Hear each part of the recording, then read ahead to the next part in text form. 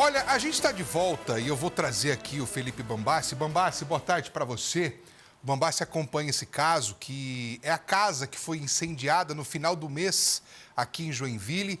E a Tribuna do Povo está trazendo agora a prisão do suspeito do crime que aconteceu em São Francisco do Sul. Ô Bambassi, boa tarde de novo, meu amigo. Conta todos os detalhes para a gente.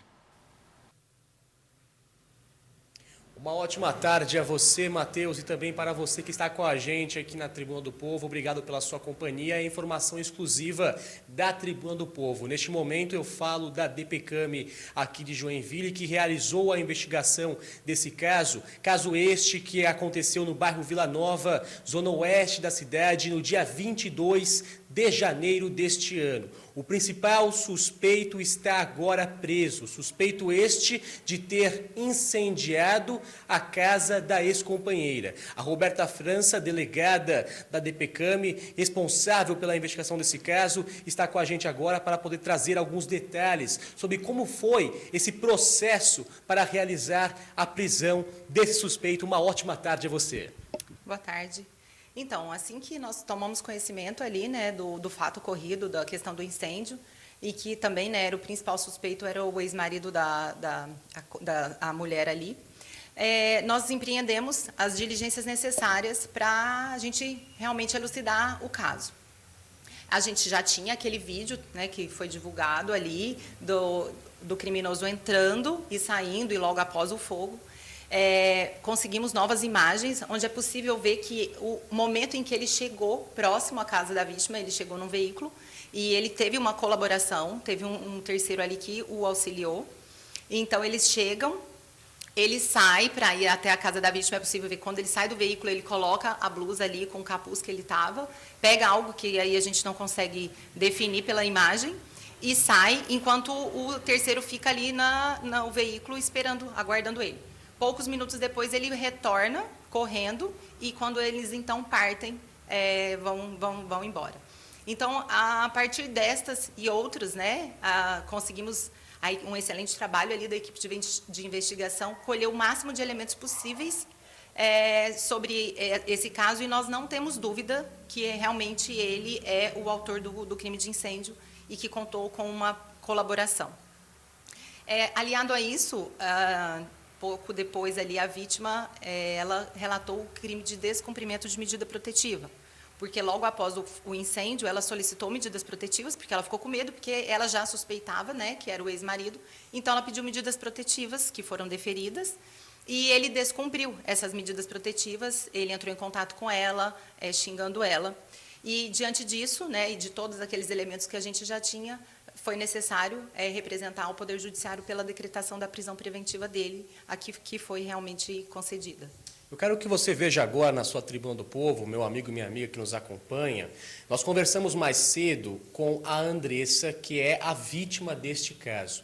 E ela explica para você melhor quem é esse ex-marido dela. Vamos conferir. É o pai dos meus 2 filhos menores. Por incrível que pareça, é de ficar indignado, mas é o próprio pai das crianças. O pai de 2 anos e do nenenzinho de 8 meses. Eu estava no culto, na igreja, né? E que nem eu falei, eu estava deixando meu menino no berçário. Quando eu saí, aí a moça veio dar notícia que estava pegando fogo na casa, que a minha mãe já tinha saído. Daí eu vim atrás, mas eu já imaginava que seria ele, porque ele sempre demonstrou um sentido vingativo.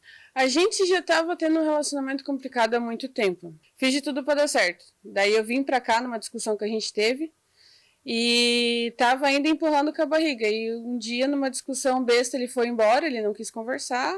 E depois daquilo eu falei para ele que eu estava colocando um ponto final. Ele talvez, sei lá, ele fez pensando que eu ia pensar que era um curto-circuito. Tanto que na segunda-feira ele me mandou mensagem como se nada tivesse acontecido, falando comigo. Eu acho que... Aí ele mandou para minha mãe na segunda tarde mesmo, que era para mim ir para casa dele, ficar com ele, e aos pouquinhos a gente iria reconstruindo a minha casa. Ele teria realizado isso para, de certa forma, a forçá-la junto aos seus filhos, para que pudesse voltar a morar com ele ou não? Ah, com certeza. Ele sempre todas as oportunidades ele falava para mim morar com ele, volta para cá, a gente separado não tem como. E daí eu falava se ele quisesse ele podia vir para cá, para a gente tentar aqui fazer dar certo, mas ele não queria, ele queria que eu fosse para lá.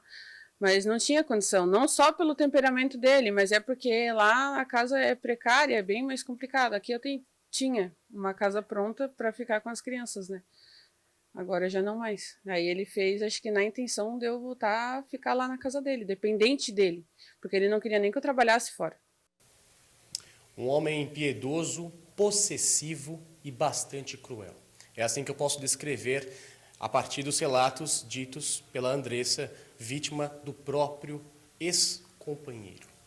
Delegada, eu gostaria de saber agora como foi esse processo para chegar até a prisão desse sujeito, porque ele foi encontrado na cidade de São Francisco do Sul.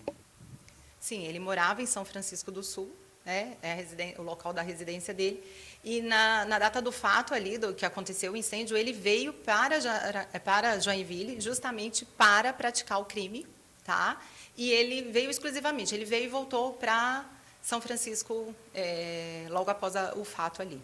E quando foi possível reunir todos os elementos necessários para poder chegar até a identidade desse sujeito e saber que, de fato, foi ele que cometeu esse crime de incendiar a casa da ex-companheira, vale dizer ainda que o fogo começou no quarto onde as crianças estavam dormindo. São 3 crianças, entre elas 2 são filhas do próprio sujeito, o que deixa a gente perplexo com uma situação como esta. A Polícia Civil reuniu todos esses elementos e a Justiça expediu o mandado de prisão preventiva, que foi cumprido hoje, então. Sim, exatamente. Diante de todos aqueles elementos ali que realmente são suficientes, tá? Não resta dúvidas que ele é o responsável pelo crime de incêndio. Então, foi solicitado ali, né? E ainda mais devido à questão do descumprimento da medida protetiva. E aí isso sim ensejou a representação pela prisão preventiva dele. Delegada Roberta França, ela é da DPCAM, parabéns a você, aos investigadores e a todos os delegados que fazem um trabalho conjunto para poder solucionar casos aqui de Joinville e também, quando necessário, da nossa região. Matheus Furlan, eu volto com você. Bambassi, obrigado, viu, pelas informações. Então, assim, para alívio dessa família, das crianças, da ex-mulher, o sujeito está preso.